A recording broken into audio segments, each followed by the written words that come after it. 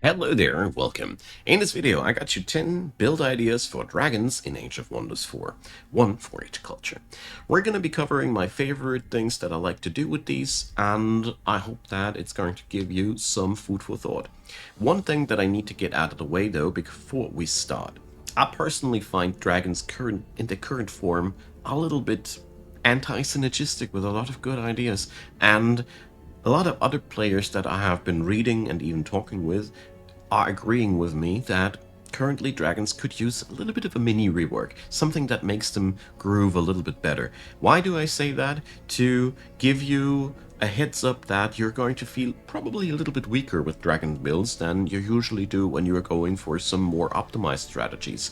It's not your fault. Currently dragons could use a little bit of a mini rework, but we'll see how that ends. Alright, that being said, I really don't want to give you the false impression that dragons are weak or bad builds. They just start out a little bit slower, and there's a couple of wonky interactions that I feel like they really should be fixed by now. Anyways, let's get started with number 1, the feudals. Here I really like to go for a monarchy build. Monarch's Dominion allows us to host at least 5 units for free, and since dragons can go up to tier 5, 5 free tier 5 dragons eventually? Sounds like a good deal, right? So, obviously you could also play with Aristos, but that's a personal preference of mine. When we go for the build itself, Tome of Evolution is one swarmy thing. It is the centerpiece of all of my dragon builds in this list, and it gives you Slither Hatchlings and Wyvern Fledglings. They pretty much replace most of your tier 1 roster in all of these builds, because that's just the nature of it.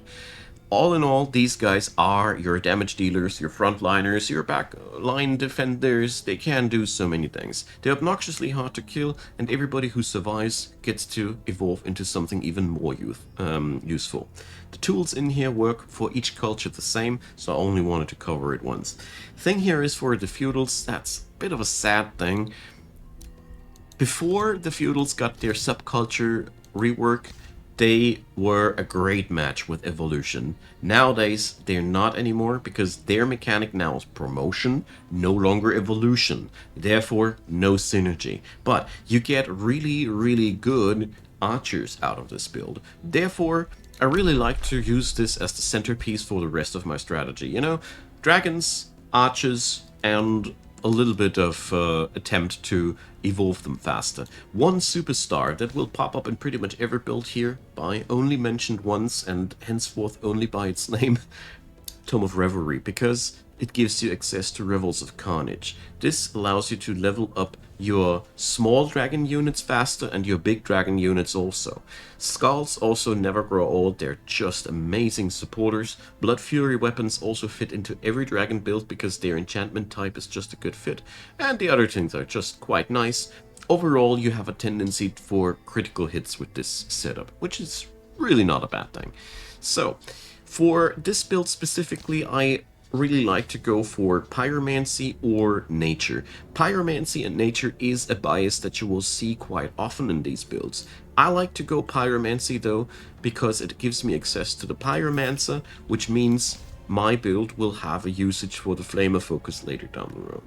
But if you don't want that, because it's actually a pretty neglectable skill, especially in the hands of a tier 2 unit, you can pretty much forego the Pyromancy and just go for Tome of Roots instead. Also a good choice. Our key strategy is to eventually get those young dragons and evolve them. This goes even as far as to say that for most dragon builds, it is better to choose a hero champion and not a dragon ruler, because these have access to a passive leveling skill in their skill tree that gives you turn by turn experience, which is also excellent for these little guys.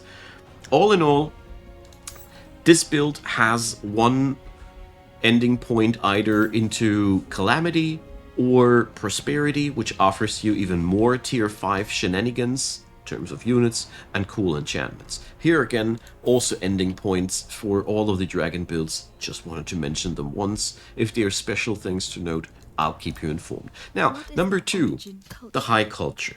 These guys have innate access to really good battle mages. Tier 3 Awakeners are really, really nice. Therefore, we have a little bit more freedom in doing what we want to do. out of two reasons. For one, we have the Battle Mage access, and also we have the Awakening for all of our units, which means the High Culture has its inbuilt unit enchantment mechanics, so they don't need to take everything early on as others do, which is really nice. This opens up to my favorite variant of this build, which is a order-centric, where you pick Faith or Zeal, depending on your military preferences, into Tome of Virtue, which allows you to pick up Virtuous Spirit, which is actually very synergistic with Dragon units, because the threshold to trigger for Draconic Rage and Virtuous Spirit is the same. So there's really some nice synergy there. For the High Culture, I really like to take the endpoint in the Tome of Prosperity, because your baseline damage is already really high, and their synergy with supporty things is also very high. Couple it up with whatever extra damage types you want. Pyro or Nature is also here pretty synergistic. This is prevalent for all Dragon builds, by the way. Architects, number 3.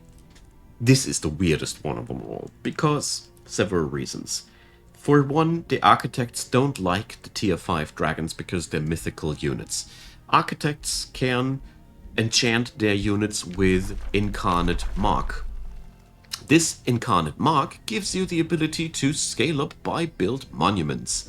This doesn't apply to mythical units. So here, it is all types of weird.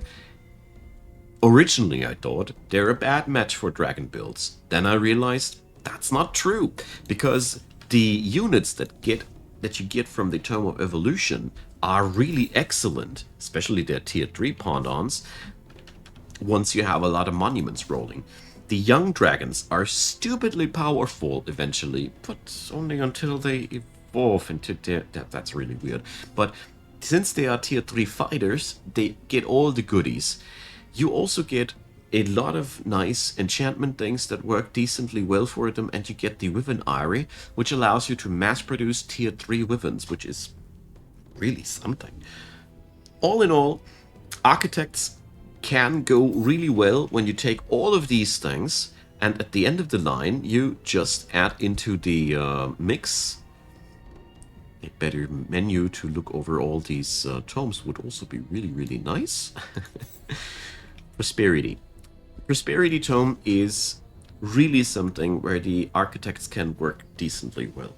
The Prosperity Dragon's role is never that of a damage dealer. They are excellent supporters, and this is where I really feel the best synergy shines. You just take all this plethora of tier 3 units that you can evolve or pick up. At the end of the day, feel free to disband the dragons after they evolved. It's weird, I know, but they can be... In the mid and end game, you can mass produce tier 3 units so easily. It's weird, and this is one of the points where I say something is off mechanics-wise, but it works really decently well, and the endpoint of Prosperity is stupidly strong. Order and Nature makes a really powerful combo for the Architects. Number 4, Oathsworn. So here we can even triple dip into draconic goodness. Harmonize triggers also at the 60% hit point threshold, so taking it to the max with a order build is one way how you can cook it. You can take Pyromancy as a side note as well. This is my personal favorite though, because Pyromancy gives you very strong unit enchantments, but I think Order or Nature are also very potent variants. All in all, you notice that the Dragon Way is very synergistic with these two elements due to several reasons. I also want to say that Tome of Cycles is an excellent support for all of the Draconic builds, because you end up with a lot of ranged attack options and blooming projectiles. It's not really the same it was back in the day, but it is a very nice support thing. Druids of the Cycle are so powerful, and Blades of Decay is just crippling the enemy's capability to support themselves. Let's move on over to number 5, the Barbarians. So with these guys, we go for a very straightforward critical hit and nature path. Barbarians are the only dragon build where I say some splicing into materium doesn't hurt at all, especially Artificing's artisan armaments is something I really like to pick up, but it is not as much of a good pick as it once was. This thing has been debuffed a little bit. All in all, I think that the best way to go nowadays is picking up Revelry, and if you want to boost up your critical hit game even further, I think that you do a really, really good pick with the Tome of the Beacons chat lanes, because they just, Fortune is just a better way of critical hit buffing nowadays, in my opinion. But your mileage may vary. All in all, for Barbarians, it has always been a nice way of going into roots, glades. Vigor is also a nice choice, because all of the Evolution Tome units are animals, and that is a really, really nice thing. So, at the end of the day, this is a beast crit build when you play it on the dragon side, where the main takeaway and the main fun part are the slither hatchlings. We already have really good skirmishes on the Barbarians, and that is a little bit of a problematic thing. Therefore, if you can afford going a little bit more on the summony side, I personally find Wyvern Fledglings much more synergistic to the Barbarian style than the Slitters, because at the end of the day, I really find that the Sunderers are extremely strong units. They're just dying faster than Slitters. So you have to decide for yourself a little bit. That's a little bit of a weird thing there, but, well, it works out fine, eventually. For the Barbarians, we have to accept that we don't really have anything to use the Flamer focus on, but don't worry too much about that. The Tome of Calamity is my personal favorite for these guys to aim for. Prosperity is not so much their best late stage goal, because the things in here help them to fulfill their game plan much better, in my opinion. What is their origin culture? So number 6, Primals. Here I found the Mire Crocodile to be my favorite. This is mainly because the crocodile can inflict disease, and disease lowers resistance, and since we have a very strong bias to deal some type of elemental damage on the side, this has been my personal favorite. The extra food on swamps is a little bit conditional, but I guess it fits to the reptilian nature of these guys. I don't know. All in all, this is going to be your most summon heavy build, because this is just where the Primal Culture has a natural bias towards to, and where they really, really shine. In general, I really enjoyed here also to give them the access to Pyro as their primary element, because mainly, yeah, there's just many good things. Access to summonable battle mages that also evolve into something better.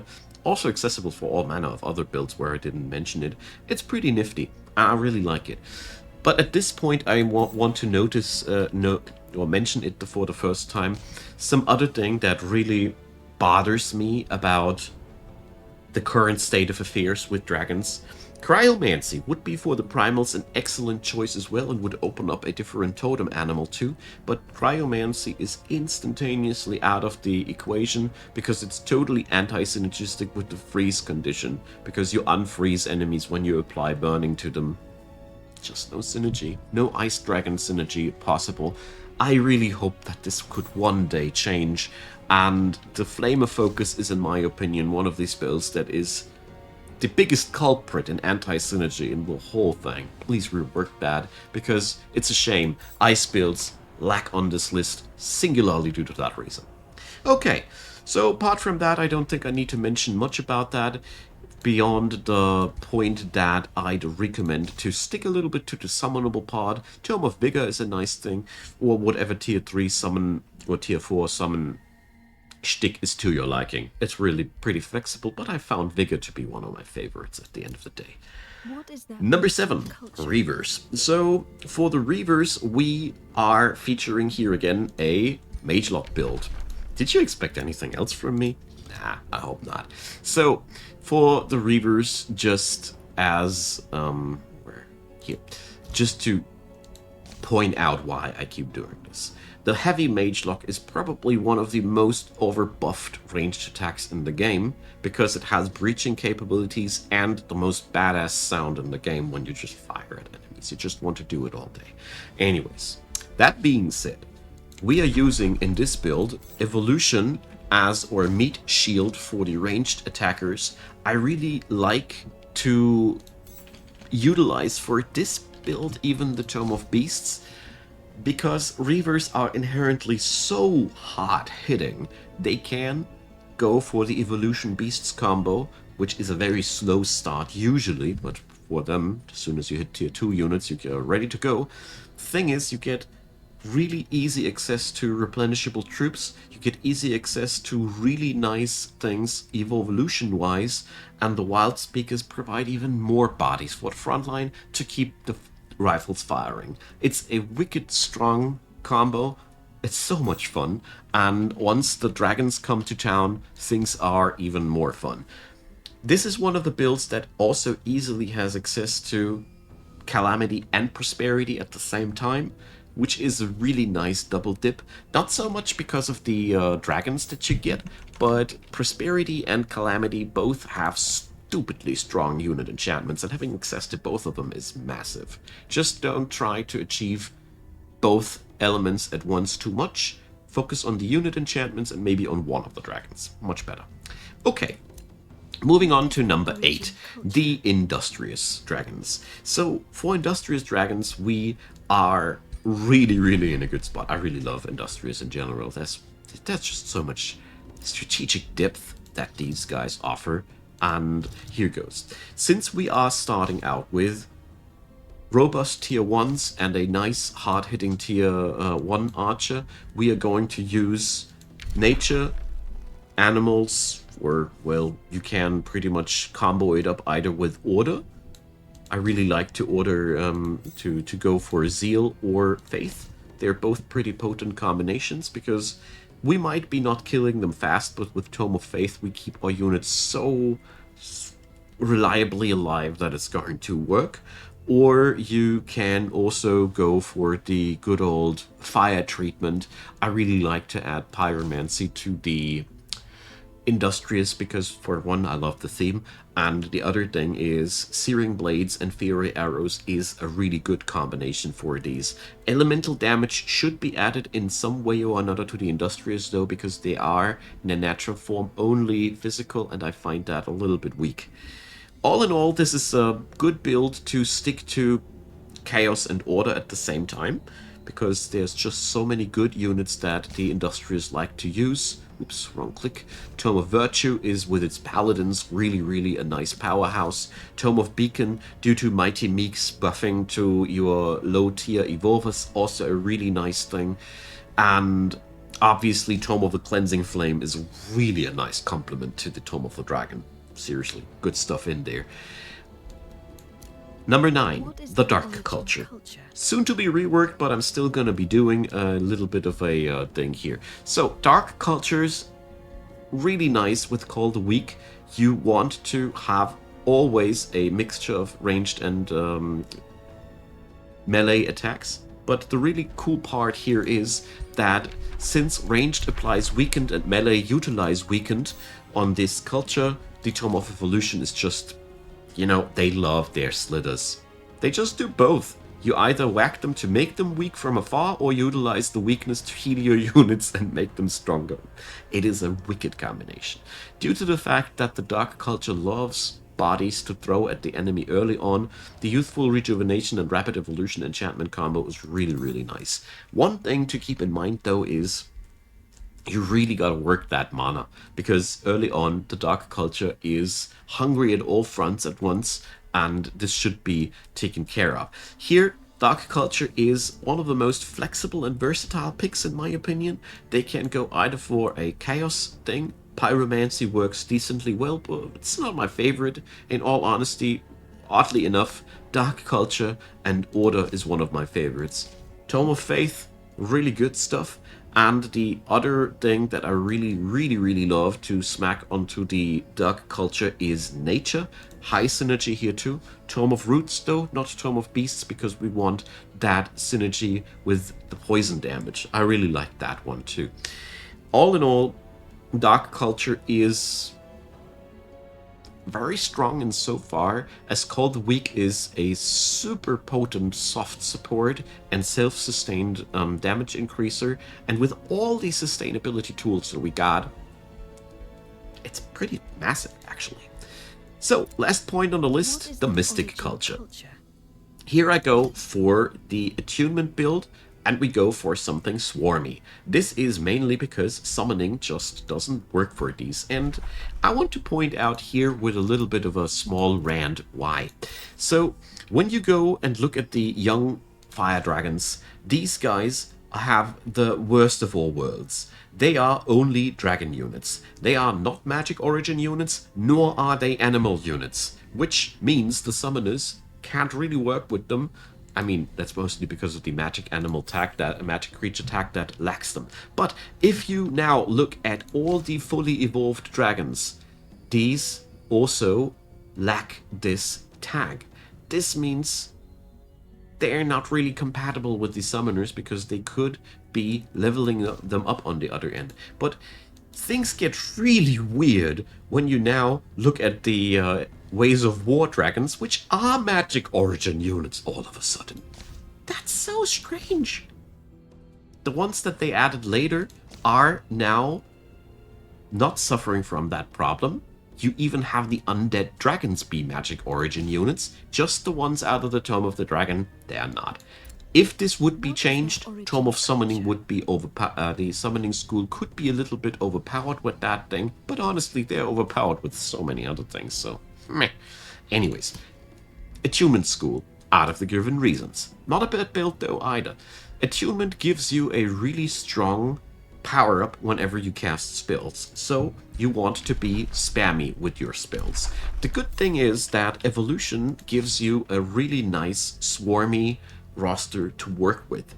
These guys, in addition with some Starblade's enchantments, go really places. My personal favorite for this combination is to add in Tome of Zeal, because Legion of Zeal goes for pretty much everything that you got, and Inspiring Chant gives them even more of the good juice.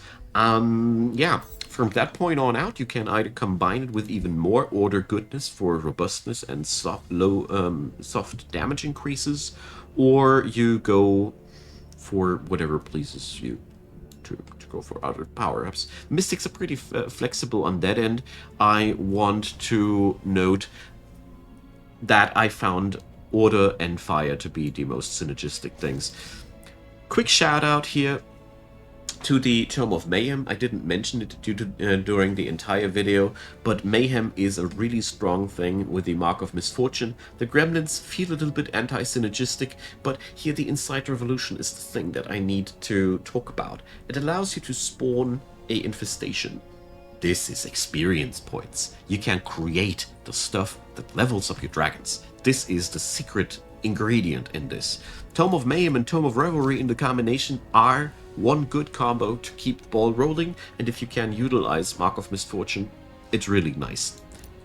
So, that's been that.